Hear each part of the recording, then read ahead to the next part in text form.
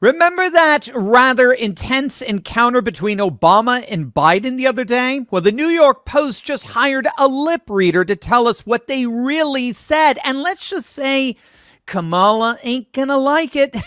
Hey, gang, it's me, Dr. Steve. Come on in. One and all, I am your Patriot Professor, here to help you stay sane in these insane times. And we're going to analyze that little private conversation and see what it all means going into November. So make sure you like, comment, and subscribe, and let's dive right in. Some rather shocking video came out of the Ethel Kennedy Memorial Service in Washington. Presidents Biden and Obama could be seen exchanging what appeared to be some sharp words with each other, but there was no audio to the visual. So that's when the New York Post came up with the idea of hiring a professional lip reader. Here's what he found. Biden said, "She's not as strong as me." Obama responded with, "I know that's true, but we still have time." "Yeah, we'll get it in time," Biden responded half-heartedly. Now, this exchange is but the latest indicator of the falling out between the Biden White House and Kamala. Now, this exchange is but the latest indicator of the falling out between Biden and Kamala. You may not have noticed this, but Biden is not on the campaign trail for Kamala. Nope, 2.5 weeks away from the big day, Biden is actually out of the freaking country. He's in Europe. He gone. He's in Europe, gathering with world leaders in a farewell tour. He's gone. He's done. He doesn't appear to want to have anything to do with Kamala. And of course, this is all just par for the course of what he's been doing of late. I mean, how can we forget that wonderful picture of Biden donning a MAGA cap? And of course, since then, he's been holding press conferences conveniently at the exact same moment as Kamala's public appearances so as to prevent TV coverage of her campaign. He's contradicted her stupid feud that she picked with Ron DeSantis. Biden's like, "I think the Florida governor is doing an exceptional job." Biden has frankly been undermining Kamala's campaign every step of the way. And by the way, he's right. What he said there to Obama, he's right. He is a stronger candidate than Kamala. And we've talked about why that is. Who knows? Put that in the chat. Put it in the chat. Why is Biden a stronger candidate than Kamala? If you've been with this channel for a while, you know. Because Kamala is a disaster with what constituency? She is a disaster with the working class. The working class revolt in this nation, it's actually happening all over the world, all right? It's in this nation, the MAGA movement is but a distinctly American expression of this wider revolt happening all over the world. I just was chatting with Jack Posobiec on this, on his show of the worldwide working class revolt. It all started back in 2016, particularly with the white working class, where nearly 200 counties in states like Wisconsin and Iowa, Michigan, Pennsylvania, Minnesota, Ohio. By the way, we'll talk about Minnesota in a moment. You're going to love this. They all voted for the Democrat presidential candidate in every single election for decades. But back in 2016, to Hillary's horror, they suddenly defected and they voted in droves for Trump. In fact, even if Hillary had gotten Obama's level of the black vote, she still would have lost because she lost the white vote, particularly the white working class vote, by that much. But now in 2024, we're starting to see it among the non-white working class. They're making a comparable shift to Trump. Harry Enton of CNN has been talking about this. He's one of a number of analysts pointing out that Trump is getting a record number of non-white support among blacks, Asians, Latino voters, Muslim American, Arab Americans, a level of support we haven't seen in half a century. Now, the key here is that Biden was still at least relatively competitive with this old working class vote, right? Old Scranton Joe still had the support of a lot of traditional working class voters. And I can assure you, that's exactly what he meant about being stronger than Kamala. Remember, this isn't about Kamala winning Tennessee or Oklahoma or Idaho. This election is all about winning states like Wisconsin, Michigan, Pennsylvania, Arizona, Georgia, North Carolina, all states that have an inordinately high working class population. These are the states that the presidential candidate must win in order to win the presidency. And Joe, at least in his mind, proved that he can win those states. And he was at least competitive in particularly the rural areas of Michigan and Wisconsin and Pennsylvania. He was losing, but at least he was competitive. But Kamala, California Kamala's, our good friend Rich Barris likes to say, she's a working class disaster. Take a look at this. This is a poll of Teamster union members in the key swing states, the battleground states, Wisconsin, Michigan, Pennsylvania. Again, they all have inordinately high numbers of working class voters. And these are the three states that generally vote to the right, however slightly, of the national polling. Look at the difference between working class support for Biden versus working class support for Harris, both foiled against Trump. The picture could not be more stark. When Biden was on the ticket in Wisconsin, look at this. He was getting 74% support among Teamster union members. Now look at that. Now look at it. It's dropped by more than 30 points. In fact, it's not just that Kamala has dropped 30 points. There's also at the same time an over 40-point swing to Trump. Take a look at Michigan. Biden was polling at 58% to Trump's 32% among Teamsters. Now, Trump is crushing Harris 62 to 35. And take a look at Pennsylvania. Biden and Trump were statistically tied, 43-42. But now with Harris, it's Trump 65 to 31. He's beating her 3-1. We're also seeing it in Minnesota as well. It's one of the reasons why Minnesota is so competitive right now. Biden was running away with it, 46 to 26. But now with Harris, Trump has an even bigger lead than that, 59 to 37. This is why Kamala is now officially weaker than even Hillary Clinton was back in 2016 when she almost lost Minnesota. The latest Minnesota Post poll just came out, has the contest to within, you ready for this? In Minnesota, the contest is within 4. 4, gang. It was 10 over the summer. It's now Kamala up by only 4 in a state that even voted Democrat in 1984, when every single other state, all 49 others, voted Republican. Kamala is officially weaker than Hillary Clinton was in Minnesota because, again, at least Clinton was still getting a significant number of these Teamsters votes.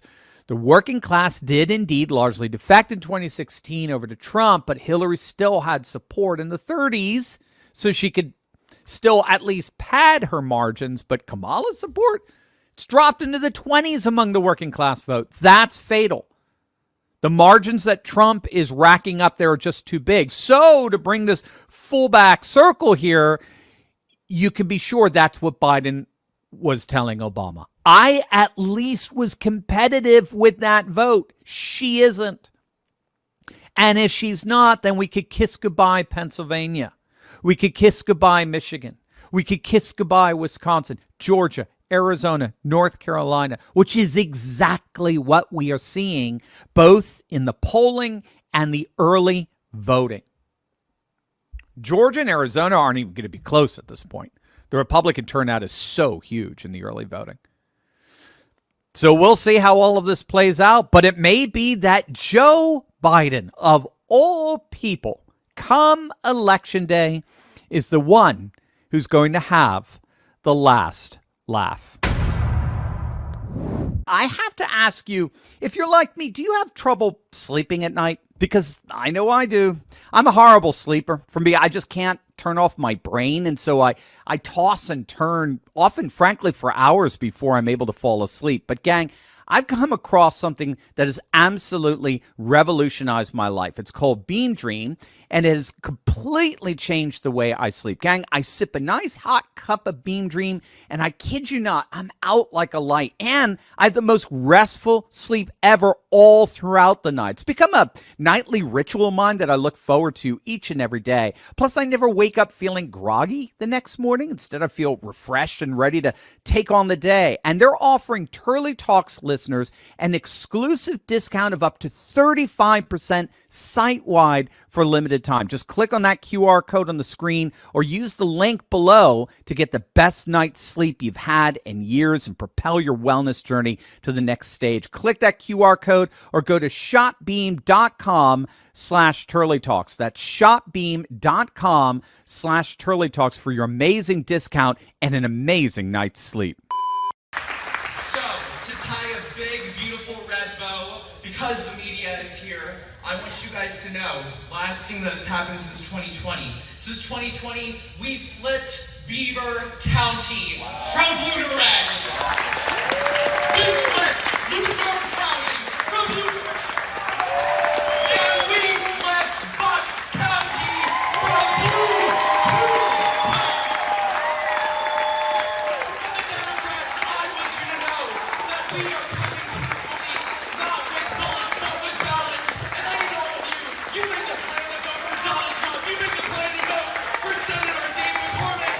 And let's deliver Pennsylvania for Donald J. Trump.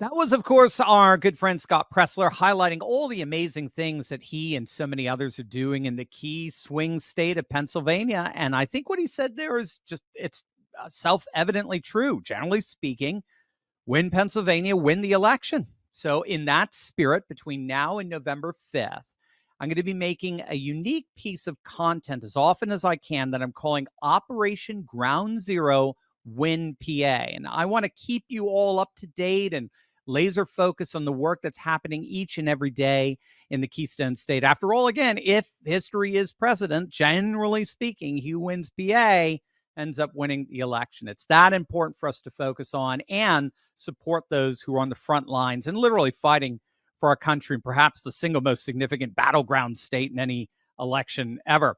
Joining me today is a very special guest. We got the one and only Mark Mitchell with us, the head pollster of Rasmussen Reports, one of the top polling firms in the nation, which has just polled Pennsylvania. I've been following Mark's work, like forever now, and you should too. Subscribe to his YouTube channel, follow him on X. I've got all the links down below. Mark, it's great to see you.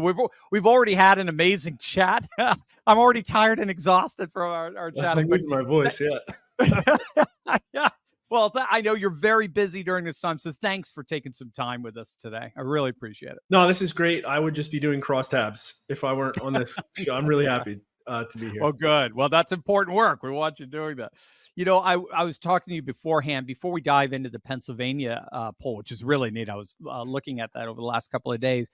Let's set the national stage, as it were. You have been predicting now for the last several weeks about the inevitable, what you were calling loser narrative surrounding Kamala's impending collapse. Can you tease that out for everyone? What is this loser narrative that you've been talking about? I wish I had better words for it, but basically this is my way of describing, even though the mainstream media is hemorrhaging their viewers, their power is waning day by day, they still have an ironclad grip on the narrative in this country. And I've been putting out polls this entire year that showed that Donald Trump was winning. He was beating Joe Biden by massive margins. But what was crazy is that nobody really talked about in mainstream media circles how Joe Biden was going to lose until after the debate. All of a sudden, it was okay for about a month to talk about the reality of the polls. And my polls didn't move at all. They showed that Donald Trump was always going to beat Joe Biden. But all of a sudden, every other mainstream media pollster all of a sudden showed Donald Trump up, like out of nowhere. And then what was kind of predictable is the second there was the switcheroo, all of these polls jerked hard left over a period of about 3 or 4 weeks. And it was in the middle of August when she was getting Obama endorsements and the DNC. And my numbers didn't move either. I mean, they tightened about 2 points. We went from a Trump plus 4 or 5 down to basically Trump plus 2 over Harris. But that was it. And it has been, I'm the only one putting out daily numbers. It's been pretty much locked in there. But right now, it's like everybody all of a sudden is waking up to the realization that she's not going to win. The polling really hasn't changed that much. It's been saying that for a long time to anybody who knows how to interpret the polling. And that's because the media has been trying to give her cover, trying to use the selectively picked mainstream media associated left-wing polls to show that she's winning. You have like people cherry picking Harris plus 6s when the aggregate is Harris plus 1.5. That's worse than Hillary Clinton or Joe Biden did at this point in the race. So I saw this and said, listen, she has no substance. She doesn't have what voters are craving this cycle, in my opinion, which is authenticity. It's pretty clear that after the DNC, and okay, admittedly, the debate performance was a little bit of a surprise. I don't think she spoke to independents at all, but she did better than I think a lot of people expected. Maybe that gave her an extra 2 or 3 weeks, but I said at some point she's going to flame out because she's just not going to keep up with this utter supremacy Donald Trump has with these great media appearances. And look, here we are. They didn't get her far enough. And now all of a sudden it's like the mainstream media organizations have to start preparing their viewers for the fact that, well, reality is starting to set in. Yeah, I talk about it. And again, I've learned it from you. And the polling industry in general, it seems like polling is a 2-act play in an election. So the first act is, I like to say, generally speaking, this is for the bad pollsters. I'll drop the names so you don't have to. Morning composters, or as your industry, I notice, tends to call them morning consult and others. I'll say that Mark didn't, but the first act is for the purpose of funding and fabricating. So, it's giving them these great polls that a bunch of, ignorant donors with big bank accounts, but not a lot of political savvy, write them these big checks. So they're well funded. And then also like you just said, to fabricate a narrative that, hey, you want to be on the winning train, always go on the Democrat side. I've noticed all the polls at the beginning of this play always favor the Democrats. It's just like, it doesn't matter what the election is. It could have been Mondale, and it's always favors the Democrats. But then like 3 weeks before the election, they have to go into Act 2, and that's to see how well Act 1 worked. and they doesn't, I've got some headlines for you just to sort of corroborate exactly what you're saying. I'm sure you've seen them all. The Hill. So this just came out a couple of days ago. 4 reasons why Harris is losing. This is the Hill thing. That just a few days. What a surprise. Yeah, right. Just a few days before that, Democrats start to hit the panic button. You got Harry Enton on CNN saying things are looking very, very dire for Kamala. Mark Halperin. I mean, he's on Tucker Carlson saying they're gonna start becoming Night of the Living Dead on November 6th, the biggest mental health crisis in American history if Trump wins. James Carville, the Raging Cajun, is having meltdowns on live TV. They all seem to be in many ways fulfilling what you predicted. She does appear to be losing this, and they're seeing the writing on the wall, and they don't quite know how to respond. The press, in my opinion, is hand in glove operating like an arm of the Democrat Party. Right. They are marketing her like a Hollywood production. They spent $500 million writing this movie and putting it. They did the best they could, subject to the constraints. They got the best actor they could. They wrote the best script they could. The problem is they have some DEI hires and some people who just have a very slanted view of the world. But the production is done. Now they're trying to stuff it down your throat with a monolithic marketing campaign. And it's just failing, as every single highly produced, corporatized Hollywood production is now. She's the consumer product candidate. And what they realized is it wasn't enough, I think. And quite frankly, the miracle is that the polls are actually moving back to the right at all, because everybody knows with Trump on the ticket, they always miss to the left. It was like a 4-point left miss in 2016, a 6-point left miss in 2020. And here we are, but sure enough, there are things like NBC News having Harris up 5 and going back to tied, and the histrionics that it's creating are absolutely incredible. And also that interview, to me, that's the biggest sign that, in my opinion, we are doing what public opinion professionals should, and everybody else has been very derelict in their duty. The industry has turned almost entirely into election prediction now, but we actually are worried about what voters think. Are they in a healthy place right now? They're not. Are they getting what they want from their elected leaders? They're not. And when he comes out on that interview and says that what we're going to see is going to be sustained and like horrible and disgusting, and people are going to lose their families and their jobs and drink heavily, and there might be violent upsets, I think he's right. I think he's absolutely right. But how do we? Mark Halperin, on Tucker. How do we get there, though? I've been polling on the risk of civil war, and it's been increasing over the last 10 years, steadily increasing. We're at the point where swing state voters right now, close to 50% of them think a civil war is likely in the next few years, and like a massive majority of younger voters. And nobody's talking about that because they're just trying to drag whatever Democrat candidate exists over the finish line. Yeah, I saw that from you guys. It might have been in an interview you were doing. Didn't you say something like 70% of under 30 voters are worried about civil war? Yeah, I have the Pennsylvania crosstabs right here. And we're trying to really get into the divisiveness. Everybody says that we're a politically split country. I think we're politically divided, but it's not even. There's about 30% of people who are inflamed on the left. And then you have this blob of Americans who are largely conservative. They just want their government to either leave them alone or give them what they want. And what was fascinating to see the massive divide between MSNBC and Fox News watchers. But then also, how likely is it that Americans will experience another civil war or revolution in the next few years? Only 15% of Pennsylvania voters say very likely, but 46% say at least somewhat likely, and only 14% say not at all likely. And it's 72% of 18 to 29-year-olds. That's sad. Wow, 72. Dang. And, I mean, equal amount of men and women, massive amount, 56% of Republican voters, 36% of independents. Like, it is largely people on the right who are more likely to say that, but that's because they're concerned about rising prices in the border and they're not being addressed by their government. Exactly. Yeah. Right. Exactly. You have an elite that's completely aloof and dismissive to their values, interests, and concerns. Well, it's a great segue into Pennsylvania, my backyard here. So you did some obviously very extensive polling in the Keystone State. So what did you find? You've got a Trump lead. I noticed it's corroborated by Trafalgar, Atlas Intel. So you're not an outlier by any stretch of the imagination. Nope. What did you find?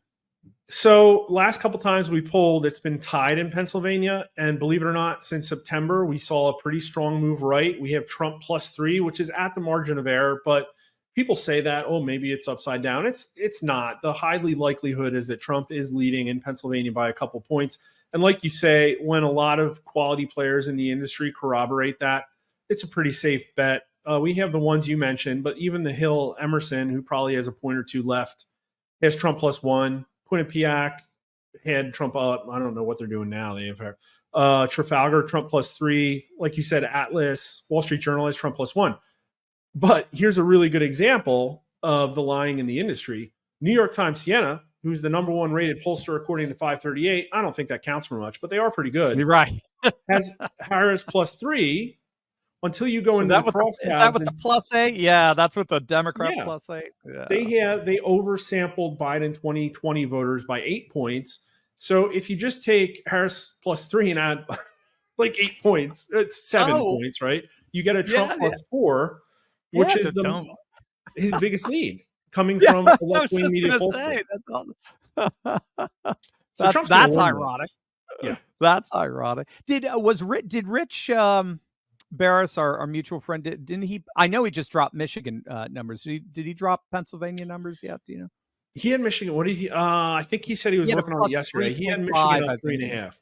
Yeah. So again, very similar. I mean, it's just right. Wisconsin, Michigan, Pennsylvania. They do tend to vote very similar to each other. Well, there's some variability in these. I had Michigan tie, and he has it up 3.5. I think the truth is probably somewhere in the middle there. I just finished processing Wisconsin like early this morning. That's Trump +2. That Oh, represents good. I was going rightward. to ask you about that because I know Baldwin is in trouble apparently in Wisconsin. So Oh the yeah, Senate, she's out there leaking Democrat internal polls to try and sound the alarm. That's as clear of a sign as you need that there's a problem yeah. in Wisconsin. So you found Trump up 2 in Wisconsin now. Yeah, and I think last time we had them either tie or +1, depending on if you're looking at the two-way or the multi-way. The Real Clear Politics aggregate has Harris plus 0.3. It's probably a statistical tie. Nothing. Yeah. But Quinnipiac and Trafalgar have Trump up in Wisconsin. But here's the thing: like we look at these states and we look at Pennsylvania and we say, all right, like maybe the average is Trump +1. We look at Wisconsin, maybe it's a tie. That's all assuming if there's zero industry bias, and that's just not really a reality. We have it on not the in last 2016, two cycles. not in 2020. Right. So any leftward polling miss, any at all, means Trump comfortably wins these states. That's what Ensign was saying, right? Just a 0.5 swing to Trump, and he sweeps the swing states. I was talking to you beforehand, before our interview here, that I was looking at some of the stats from that solid blue state of Maryland that I also used to live. It's where I went to school. And I think it was ActiVote, and they had Harris up 25. But the same poll in October 2020 had Biden up 33. So an 8-point difference.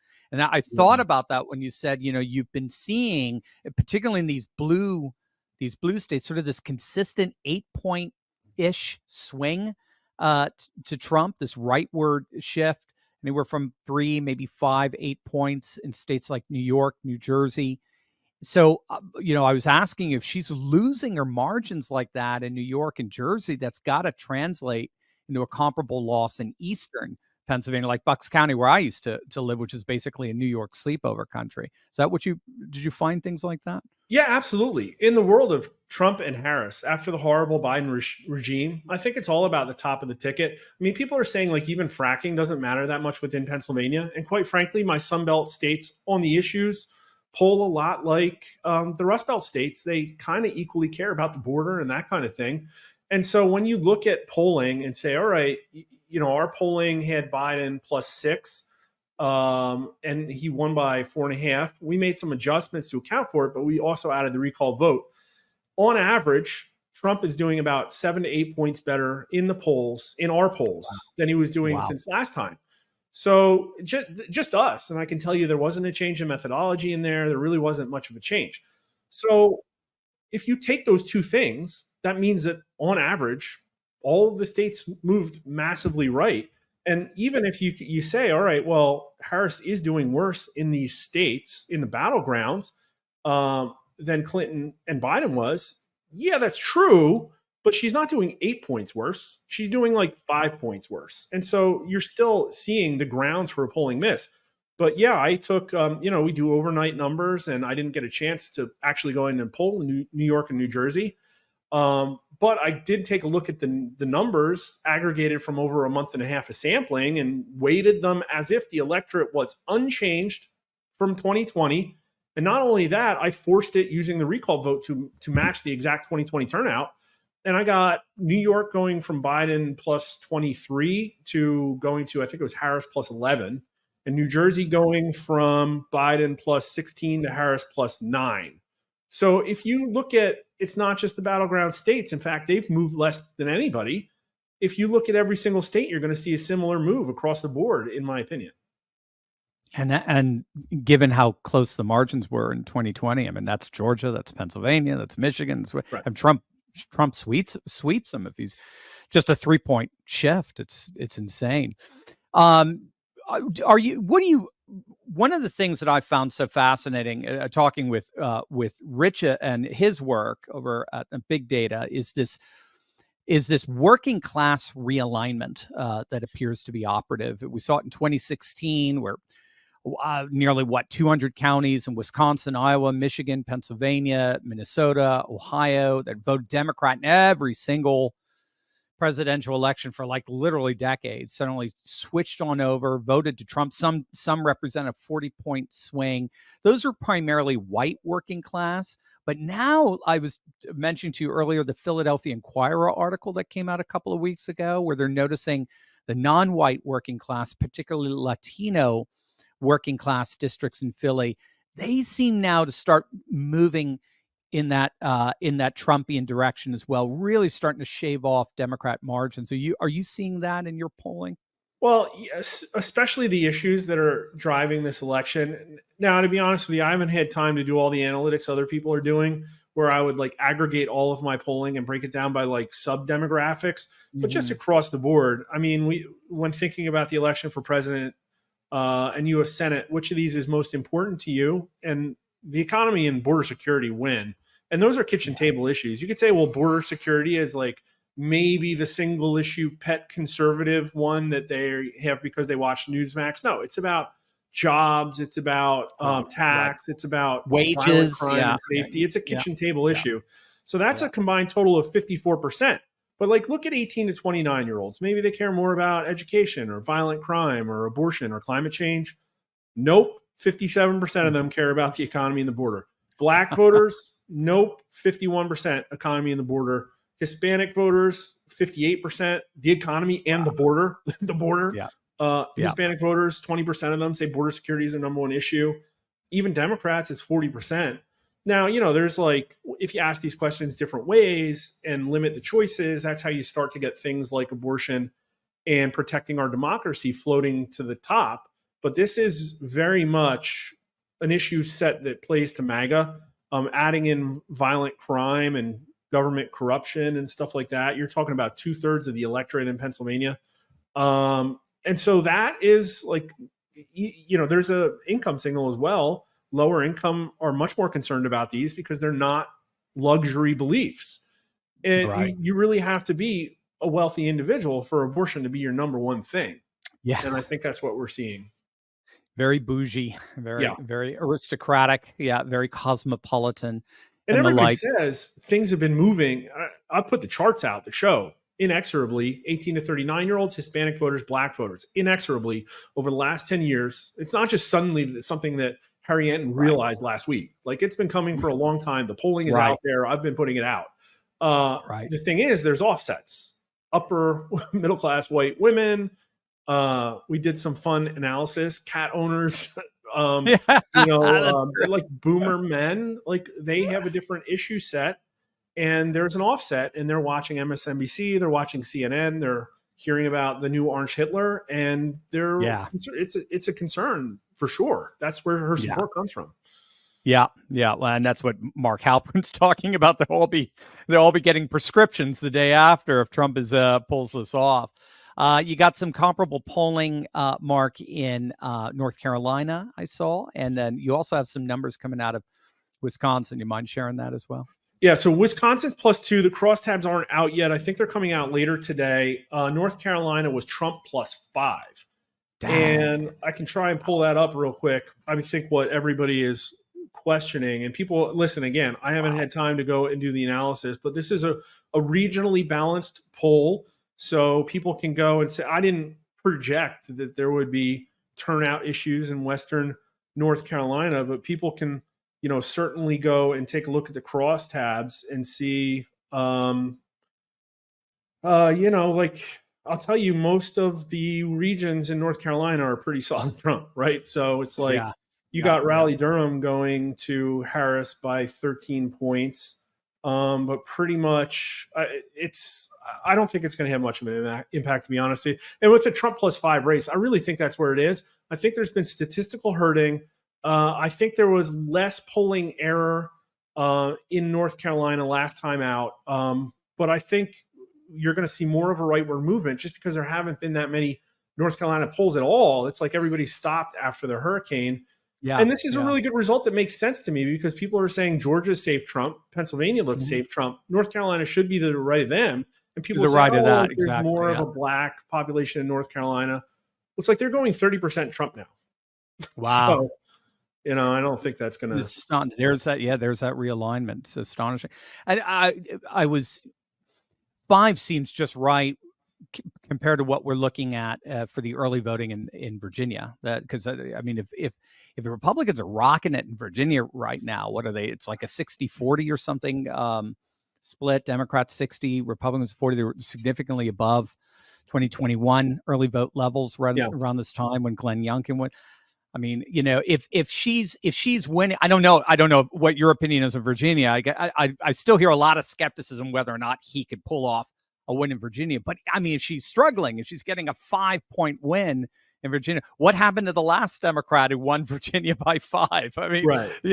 so it sounds to me like obviously North Carolina votes to the right of Virginia. So it was just, if she's struggling in Virginia, she ain't winning North Carolina. There's no way around it. Yeah, with a 3% margin of error, admittedly, our September poll of Virginia was Harris +3. So in my opinion, since there's been rightward movement in the poll, Trump could be really close there. And we only polled Virginia once. I would love to, before I really made a call, to have a little bit more experience in the state. But even so, this is a state that went for Biden by like 10 points. And, of course, when the ticket looks different, like they have a little bit different turnout, right? And we'll see now, right? It's like if there's been a 6 to 8 point rightward movement across all the polls nationally, kind of makes sense that it go from Biden +10 to Trump down only like 3 or 4. And again, that's September, at the height of the post-debate response bias, in my opinion. So it could be. It really could be. Wow. There are some believers there on the ground in Virginia. They think this is the year. They think they're gonna get some revenge. When was the last time? 2004, I think. Right, it's the last time. And how about Nevada? Any insights on Nevada? Is Nevada going to be another like when you're fishing and you think you're reeling it in and then it just runs away from you? If you ask me tomorrow, I'll know a little bit more information. I think I had Nevada Trump +1 or 2. Pretty sure every time we've run it, it's been within the statistical margin. But the thing about Nevada, and you're not going to hear this a lot from other pollsters, is it's just getting a lot harder to poll the states in general. Data sources have been fragmenting and people have been going to alternative data sources. And these pollsters are getting less and less of a representative sample. And I don't think it impacts national polling that much. And I think we're also relatively immune to it because we still have a massive bank of landline phones to get the older than 50 crowd. But if you're an online only panel pollster, you're having a really hard time getting a representative sample of, especially Nevada, maybe New Mexico right now. So I really think it's very hard to poll those states. I think there's a fog of war over it, but I think it's easier to poll Arizona. I think Arizona also looks really strong for Trump. And also, I think what everybody says, I think they talked about it, Mark Halperin and Tucker Carlson, is too. There's a bunch of reasons in Nevada why specifically with the union plays and the tax on tips, you might see more rightward movement. And then the surprise that maybe the Hispanic vote, which in my polling time and time again has moved closer to Trump. In fact, it's about a 50-50 whether Trump wins the Hispanics or not, depending on the week. Wow. That's we've already seen the dam break in Florida, right, with Cubans and Venezuelans there. Right. I mean, he's winning them super majorities. It's stunning. And Miami-Dade looks like it's going to go red. It's crazy. So it's amazing stuff, Mark. So I think the big takeaway here is from your vantage point, what you're seeing both at a micro level, at a macro level, statewide, national. Right now, as we speak, this is Trump's election to lose. Is that safe to say? Yeah, I think so. Like, listen, people have biases. Pollsters should not. I think I personally have the integrity to keep my biases out of my work. And all I want to be is accurate. And I have Trump narrowly winning the national popular vote. That's massive. And people say there's a chance, but that's because everybody else in the industry is messing with the numbers, in my opinion. And then I have these states all statistically tied or leaning towards Trump. And I'm also telling you, I think even my numbers are probably too left. I think there's a ton of things I've seen that may understate Trump's support, like new first-time voters that may be breaking heavily towards Trump, like maybe shy Black respondents, like maybe voters who are low propensity and that are going to turn out for the first time after living through the Biden administration. I can tell you, I go in Pennsylvania, my sample of like didn't votes, third parties, and not sures from 2020 is only like 4 or 5%. It could be 12%. Those people could break anyway, although I think it's obvious to think with the way that my independent numbers went from lower double digits Biden to now almost double digits Trump, there's been a 20 to 30 point realignment in the independents in this country, that it's going to have knock-on effects with younger voters who don't vote that often, with new first-time voters, with voters who just hate the system and now all of a sudden saw 2020. Now, there's also, like, there's scenarios and cases where I guess this is a long way of saying I sleep well at night because I think we're right now. But there are some arguments to be made that Donald Trump's going to lose it. And those are like, well, the polling erred to the right. And that has happened in 2012, for instance. And I would rebut that with, well, Romney is a very different situation than Donald Trump. People, I don't think, were crawling over broken glass for him. And then there's, if you look back at 2020 and the polling error, there was a massive polling error nationally. On the aggregate, there was a left-leaning polling error in all the states, even in our state polling. But Georgia and Arizona, there was not. Isn't that crazy? That somehow the Democrats actually matched what came out in those states. It blows my mind. It's crazy. Just the one that she needed to win. And that, let's say, just goes beyond the scope of polling analysis, right? Yeah. But hopefully this is not 2020. It just doesn't seem like the conditions are the same. I know a lot of our listeners get nervous. Oh, but are they going to pull the same shenanigans? Maybe, but it's not. I mean, mail-in ballots are down at 85% in Georgia right now. I mean, it's not the same. And it seems like that's true. There's a rebuttal to that for sure. And it just comes down to directionally how much. It's like, okay, Democrats are realigning to in-person voting on election day. They are. It's just a question of how much. And again, that kind of goes beyond the scope of what I'm able to do with my analysis. I think there's plenty of really good people to follow out there, but I can't predict what could be. I have to predict what should be. And right now, based on some fairly pedestrian assumptions as far as my weighting, Trump's winning Pennsylvania by 3. Wow. But people are absolutely 100% right to be nervous right now. People should be chewing their fingers. The regime is a thing. It's desperate. It has proven time and time again it doesn't want Donald Trump in office. And voters in general are just not happy with the state of the country. That's not an opinion about the candidates. Are you better off than you were 4 years ago? Only 35% of Pennsylvania voters say yes. Will today's children be better off than their parents? Only 20% of Pennsylvania voters say yes. Do you trust the federal government? Only 31% of Pennsylvania voters say yes. Like, I could just run down the list. It's horrible. It's absolutely horrible. And yet, the race is pretty tight. It's neck and neck. That's the part where I can't quite.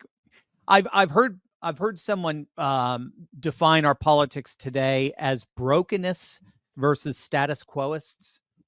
So but her thesis was everybody sees it's broken. So that would confirm what you just said. Everyone sees it's broken, but half are brokenness, like Musk and Trump and RFK. They think it's beyond repair and it needs to be radically reformed. But then there's another half that says, no, but I still hold out hope that the status quo still has the resources there. Kamala may not be that smart, but there's somebody behind her who's probably running the government right now. Yeah, right. And so I'm going to throw my lot in with the status quo. It seems if we can get past this hump, we can get, and then start delivering some amazing results. We can get a massive shift. Ideally, I'm thinking to the brokenness side, recognizing it does need some shock therapy from the outside. There's nothing on the inside that's going to fix this stuff. I'd like to respond to that in 3 different ways, because I have numbers right here, in my opinion, that address that. When you think about the next president and how they'll govern the country, which is closer to your opinion that things should return to business as usual in Washington, D.C., or that D.C. is in need of a major change? In Pennsylvania, voters say major change 75% to 20%. And even only 33% of Democrats say it should get back to business as usual. So everybody, like you said, agrees that the status quo, voters agree that the status quo is broken. Problem is, I'm not actually polling the politicians. But then this other one is that we ask people, which issue is the most important one for the next president to solve? abortion rights, illegal immigration, rising prices, or protecting our democracy. So I purposely picked 2 conservative ones, 2 liberal ones. And in the aggregate, it's actually kind of a wash. Every single one of these gets, 25, 30, 17% abortion, the lowest. But when you look at what TV channel news people say they trust most, MSNBC viewers say abortion rights and protecting our democracy are the number one issues. 48% say protecting our democracy. That is 3/4 of MSNBC watchers for those 2 issues. But for Newsmax, 87% say rising prices and illegal immigration, 70% illegal immigration. So everybody is unhappy with the status quo, but there's this media-driven kabuki theater where nobody realizes, well, there's major problems in DC that have to be fixed. And here's my third point, why I think everybody, even on the conservative side, should be incredibly wary if Trump wins about the Trump administration and what needs to be fixed in DC. Let's take any issue that is important to conservatives, like abortion, okay? There is a lot of money that goes into think tanks and policy work and marketing and consultants in DC, billions of dollars. And when was the last time you saw any polling in the news about abortion and conservative messaging on abortion? And I think the answer everybody's going to say is not at all. And I could tell you we're one of the cheapest pollsters. I think we put out high quality work, but I've done the work. We've done it on our own dime. The country is pro-choice 53% to 37%, but only 15% of the country actually wants abortion legal after 6 months. Only 20, I think it was 25 or 27. Only 25% want abortion after 3 months. Not even half of Joe Biden's strongest supporters want abortion after 3 months. And yet not a single person from Capitol Hill, not a single conservative think tank, none of the 501c3s, nobody has reached out to us, the experts on public opinion in America, in my opinion, because nobody else is doing this work, and said, well, help us understand how we can reach these people, change minds, stop the Overton window from moving, because it's inexorably moving. We're getting close. Like a majority of Democrats want reparations now. That was not the case 4 or 6 years ago. It was not the case. And on every single one of these issues, conservatives lose the higher ground because they do not have symmetry of ecosystem. It's because it's all in DC. And you talked about Trump learning lessons. Yeah, I'm sure he has. I'm sure his transition team is going to be better. I'm sure he's going to get Elon Musk and RFK to help him. But there's still this issue where DC itself is not aligned towards changing the status quo in a way that serves the voters. I'm not even talking about conservatism. The voters don't even want late-term abortion. And yet it's used as a canard issue to prevent any change. Right. Yeah. Yes. What is it? Divide and conquer, split the people, and then they're constantly fighting, and you keep resentment deflected from where it should be, which is the status quo and the permanent political class. This is our reality. If Trump wins, I know it is. It is. 4 years. It is. Yeah. It is extremely concerning. I mean, we really are. This is like late empire kind of stuff. I mean, it's really very, very concerning. And unfortunately, yes, both parties have brought us here. Fascinating stuff, Mark. We got a bunch of your links down below. Where can people go find out about you, keep up with your daily updates on the election and the like? Really appreciate everybody coming to RasmussenReports.com. One of the reasons we can be honest is because we're funded by mostly subscribers and also some low-level, non-corporate, non-pharmaceutical advertisers. So it allows us to pull on issues that really nobody else can because they're all attached to major corporate media outlets. And even if you can't, we have a reader tier that's a couple bucks, or you could follow us on Twitter and subscribe there. Even if you can't, we'd really love for you to sign up for a newsletter or come subscribe at YouTube at Rasmussen_poll. Awesome. Yeah, gang, if you're not subscribing to Rasmussen, you are missing out. Make sure to click on those links below. Stay up to date. Stay informed from the single most reputable polling outlets out there. I love them, and I love what Mark does. Mark, thank you so much for being here with us. Really appreciate it. Thank you. It was a great talk. We hit a lot of I was going to say I should ask everybody forgive me because I'm going to totally geek out with Mark because I love the art and science of polling. So, well, give me anyway, an thanks, opportunity to fire some shots. So that's right. You did. You see did. if You there's aimed blowback. well. Thanks. Great. Thanks, Mark. Gang, as you know, we look out for each other on this channel. Your safety and your security are our #1 priority. So if you haven't secured the deed to your home as of yet, you need to click on that link below right now and protect yourself and your loved ones. I was absolutely shocked when I found out how easy it is to access the deed to my house, and not just access it, but actually change it. The deed to your home is the only document that proves you own it. But the problem is that all our deeds are now online, and criminals are free to find your deed, forge your signature, refile as the new homeowner, take out tons of loans using your home's equity, and then they stick you with all the debt. But that's where our good friends over at Home Title Lock come in. Gang, they're simply amazing. Home Title Lock gives you the peace of mind that the deed to your home is absolutely and completely protected 24/7. Click on that link below right now. Use promo code TurleyTalks. Then all you got to do is enter your address for your no obligation home title scan to see if you've already been a victim of deed theft. It's a $100 value, absolutely totally free with my promo code TurleyTalks. Gang, don't wait for the worst to happen only to regret you didn't do something about it when you could have. Do what I've done. Do what countless patriots have done. Click on that link below right now and secure your home today.